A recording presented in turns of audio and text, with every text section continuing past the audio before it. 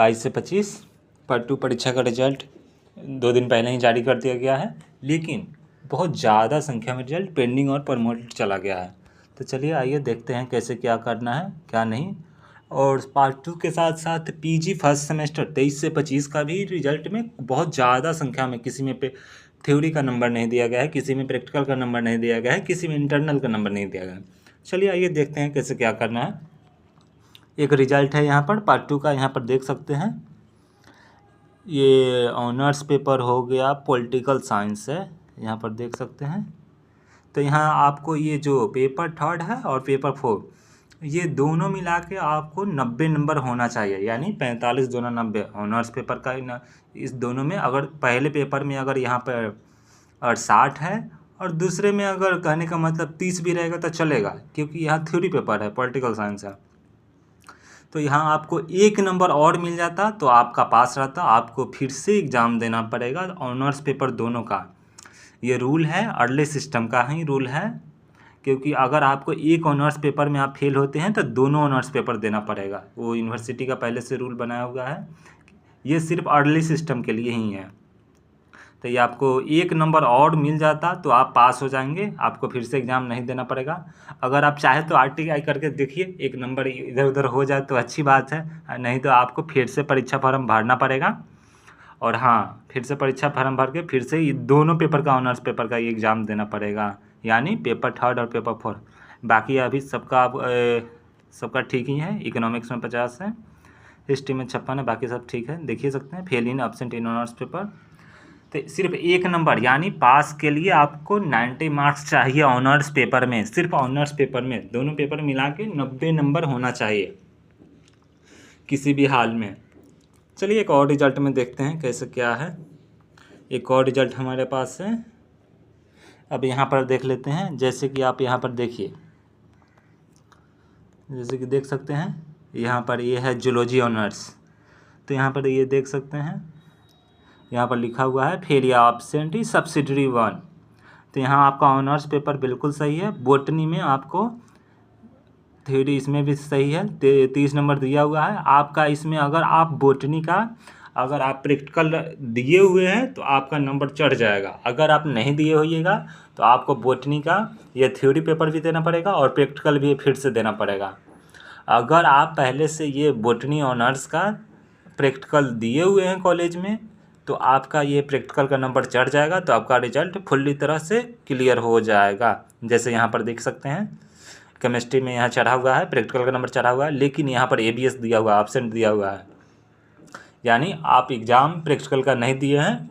अगर दिए होइएगा तो आप 7 दिन वेट कीजिए। अगर 7 दिन में ठीक नहीं होता है तो आपको कॉलेज से अटेंडेंस शीट ले जाके यूनिवर्सिटी में जमा करना होगा।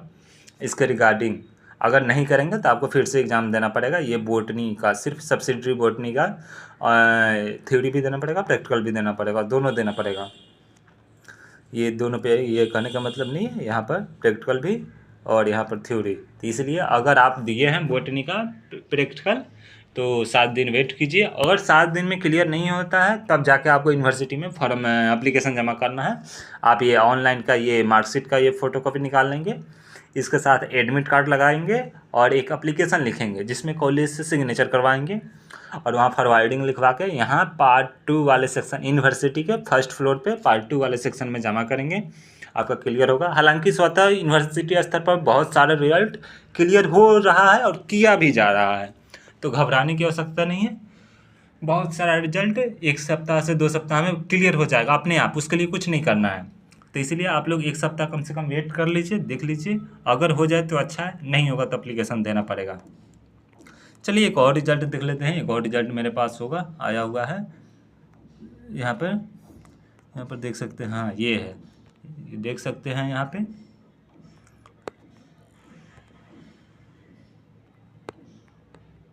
यहाँ पर देख सकते हैं, ये हो गया हिंदी ऑनर्स है। तो यहाँ हिंदी ऑनर्स बिल्कुल ठीक है। पेपर 3 और 4 ये 100+ का एवरेज है, यानी 108 नंबर है। ये ऑनर्स बिल्कुल ठीक है। यहाँ पर हिस्ट्री है, ये भी ठीक है।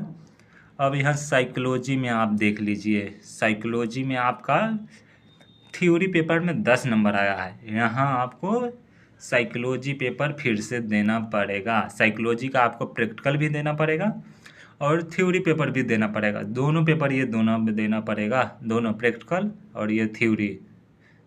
देख रहे हैं ध्यान से, आपको 10 नंबर दिया गया है थ्योरी पेपर में, तो ये 10 नंबर नहीं, यहाँ कम से कम 23 प्लस होना चाहिए, क्योंकि ये प्रैक्टिकल सब्जेक्ट है।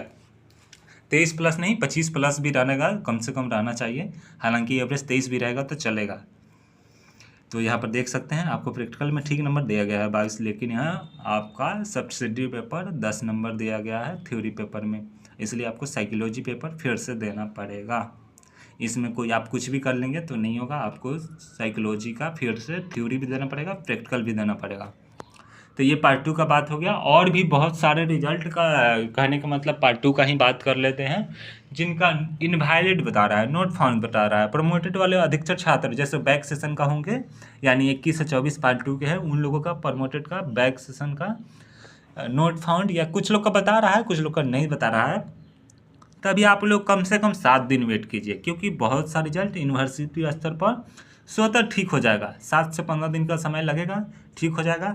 अगर उसके बाद यानी 7 से 10 दिन के बाद अगर ठीक नहीं होता है तो आप एक एप्लीकेशन लिखेंगे और अपना एडमिट कार्ड का, जिनका इनवैलिड लिख रहा है उनके लिए हम ये बात बता रहे हैं कि एप्लीकेशन एक लिखेंगे, उसके साथ मार्कशीट लगाएंगे और वेबसाइट पर जो इनवैलिड लिख रहा है उसका स्क्रीनशॉट ले लेंगे आप, या PDF डाउनलोड कर लेंगे और उसको कॉलेज से फॉरवर्डिंग करवा देंगे, यानी उस पर साइन करवा के और यूनिवर्सिटी के पार्ट 2 वाले सेक्शन में जमा करेंगे। फर्स्ट फ्लोर पर है। आशा करते हैं बात समझ में आ गया होगा। अब यहाँ पर मेरे पास एक PG का भी रिजल्ट आया हुआ है, आप सभी को बता देते हैं। यहाँ पर जैसे कि आप सभी देख सकते हैं, यहाँ पर देखिए एक रिजल्ट था, हाँ ये PG फर्स्ट सेमेस्टर का स्टार्टिंग दिन रिजल्ट जो आया था, ये परीक्षा देने के बाद भी PG फर्स्ट सेमेस्टर 23 से 25 का हम बात कर रहे हैं। यहाँ पर देख सकते हैं सभी पेपर देने के बाद भी 0-0 है। यूनिवर्सिटी मैनेजमेंट डिपार्टमेंट का यह रिजल्ट है। तो यह पहले जब रिजल्ट आया था तो 0-0, तो इंटरनल भी दिया हुआ था और कहने का था थ्योरी पेपर भी दिया हुआ था। लेकिन अब 2 दिन बाद देखेंगे आपको रिजल्ट। देखिए ये रुचि कुमारी है, देख सकते हैं रिजल्ट है रुचि कुमारी का। अब आगे देखिए ये रिजल्ट पूरी तरह अभी क्लियर कर दिया गया है, आप सभी देख सकते हैं। यहाँ पर जो 0-0 था, देखिए नाम भी वही है, रुचि कुमारी है, यूनिवर्सिटी डिपार्टमेंट का हो गया क्लियर पूरी तरह। तो इसलिए बहुत सारा रिजल्ट अपने आप यूनिवर्सिटी बेस पर क्लियर किया जा रहा है, उसके लिए कुछ करने की आवश्यकता नहीं है। इसलिए आप लोग 7 से 10 दिन वेट कीजिए। और हाँ, 7 से 10 दिन के वेट करने के बाद भी अगर क्लियर नहीं होता है तो आपको एप्लीकेशन देना पड़ेगा। इसके रिगार्डिंग एप्लीकेशन में तो आप सभी को बता ही दिया, एप्लीकेशन का फॉर्मेट भी बता देते हैं कैसे लिखना है। स्टार्टिंग में आप लिख लेंगे सेवा में श्रीमान परीक्षा नियंत्रक महोदय या एग्जामिनर कंट्रोलर महोदय, आपको जैसे हिंदी इंग्लिश जैसे लाना, हम नॉर्मल बोल देते हैं श्रीमान परीक्षा नियंत्रक महोदय जी, BRBU बिहार यूनिवर्सिटी मुजफ्फरपुर। सबने निवेदन पहले महाशय, उसके बाद विषय रिजल्ट पेंडिंग या इनवैलिड, जो आपका समस्या है वो लिखेंगे। अगर पेंडिंग है तो पेंडिंग लिखेंगे, ऑब्सेंट है तो ऑब्सेंट लिखेंगे। उसके बाद महाशय सबने निवेदन यह है कि मेरा नाम ये है, मैं इस छात्र का, मेरा रोल नंबर इतना इतना है। उसके बाद बस यही फॉर्मेट है बस, बाकी तो आप लोग समझदार है ये है। बाकी आज तो टीचर डे है, आप लोग अच्छे से टीचर डे मनाइए। और हाँ, उम्मीद करते हैं बात समझ में आ गया होगा। जिनको नहीं समझ में आया है वो कमेंट में आप मैसेज कीजिएगा, यहाँ पे हम आपको क्लियर पूरा डिटेल बता देंगे कैसे कैसे क्या करना है। अभी बस आप लोग धैर्य रखिए और हाँ, जो अभी जैसे बताए हैं वो उस पर गौर कीजिएगा, क्योंकि जिनका ऑप्शन बहुत सारे कॉलेज का प्रैक्टिकल का नंबर नहीं ऐड हुआ है, ABS लिखा हुआ है, तो इसलिए ये सब बातों पर गौर करने वाली बात है। अभी घबराइए मत, रिजल्ट को लेकर उधर उधर अब बहुत सारे दलाल घूम रहे हैं, इधर उधर पैसा लेंगे, कहेंगे रिजल्ट क्लियर करा देंगे, ऐसे वैसे नहीं होता है।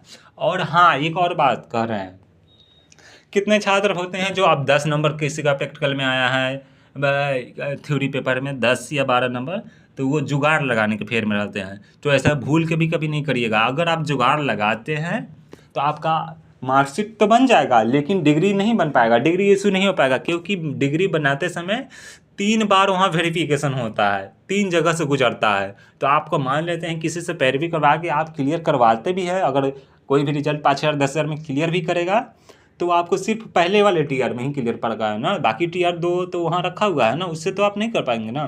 तो इसलिए आपका फालतू में पैसा वेस्ट हो जाएगा, इसलिए आपको डबल एग्ज़ाम हर हाल में देना पड़ेगा, किसी भी हाल में। आशा करते हैं आप लोग दलाल के पीछे नहीं भागेंगे, और हाँ, जैसे बताए हैं सेम वैसे ही कीजिएगा। और बाकी सब के लिए तो हम हैं ही, जैसे अपडेट आएगा वैसा बताया जाएगा। उम्मीद करते हैं बात समझ में आ गया होगा। बाकी सब, आज टीचर डे है तो टीचर डे की ढेर सारी शुभकामनाएं। आप सभी के उज्जवल भविष्य की कामना करते हैं। ऐसे ही आप सभी आगे बढ़िए। बहुत अच्छा, धन्यवाद।